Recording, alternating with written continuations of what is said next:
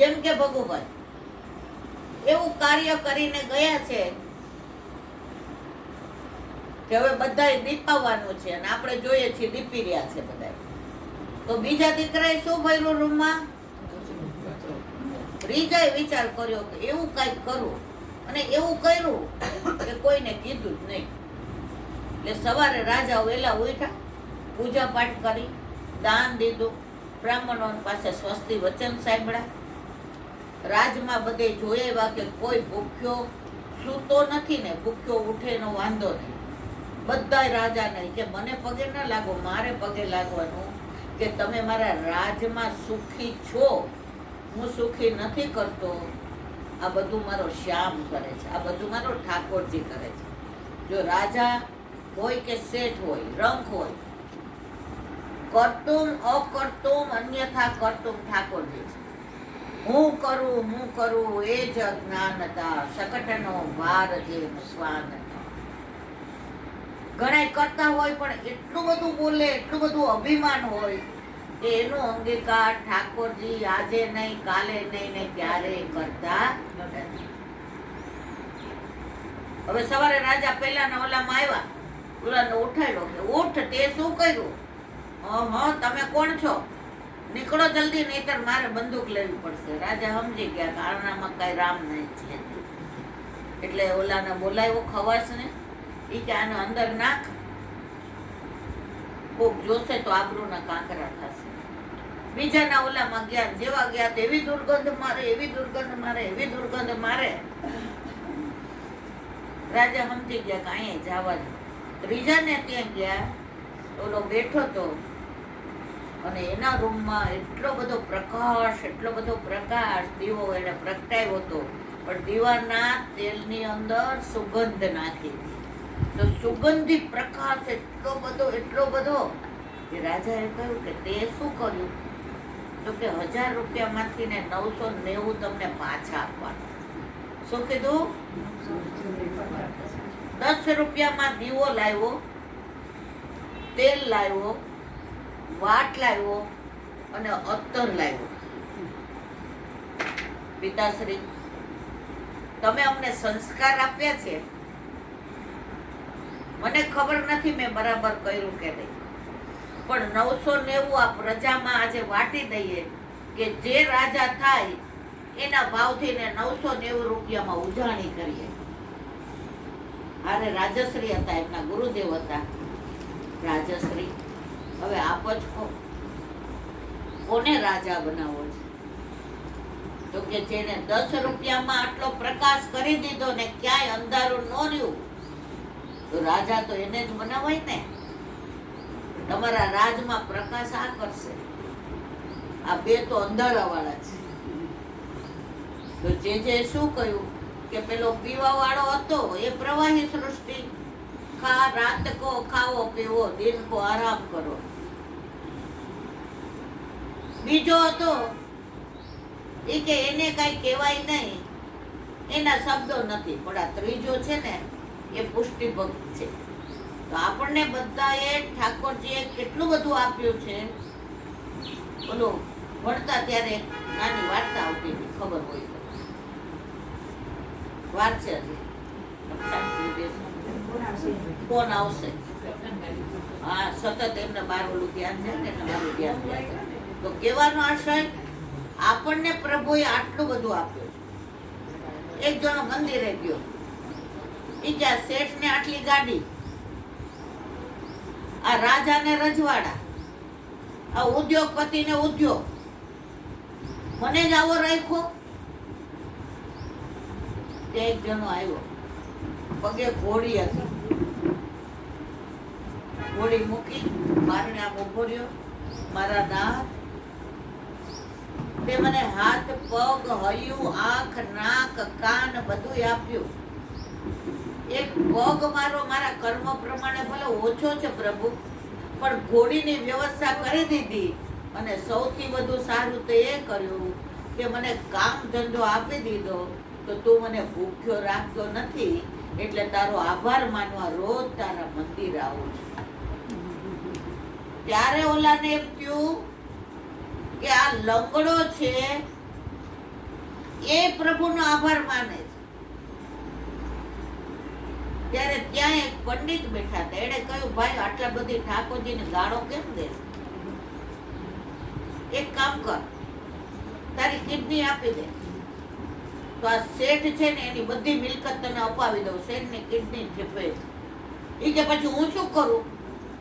તો કે પ્રભુ એવું લખ્યું હોત તમે આવ્યા ત્યારે આટલું ગોળ મટોળ આવવાનું અને લખે કે પૈસા ભેગો કરો ને કિડની ખરીદો, પૈસા ભેગા કરો ને આંખ ખરીદો, તો આપણે કોઈની ખરીદી શકત? આની કોઈ કિંમત છે? પ્રભુએ આપણને એટલું બધું આપ્યું છે વાલા વૈષ્ણવ, પણ શેના માટે? આંખ આપી છે ઠાકોરજીના દર્શન કરવા, હાથ આપ્યા છે પ્રભુની સેવા કરવા, કાન આપ્યા છે સત્સંગ સાંભળવા, મોઢું આપ્યું છે સત્સંગ કરવા, અને બધી એકાદશ ઇન્દ્રિયો આપી છે પ્રભુની સન્મુખ થવા.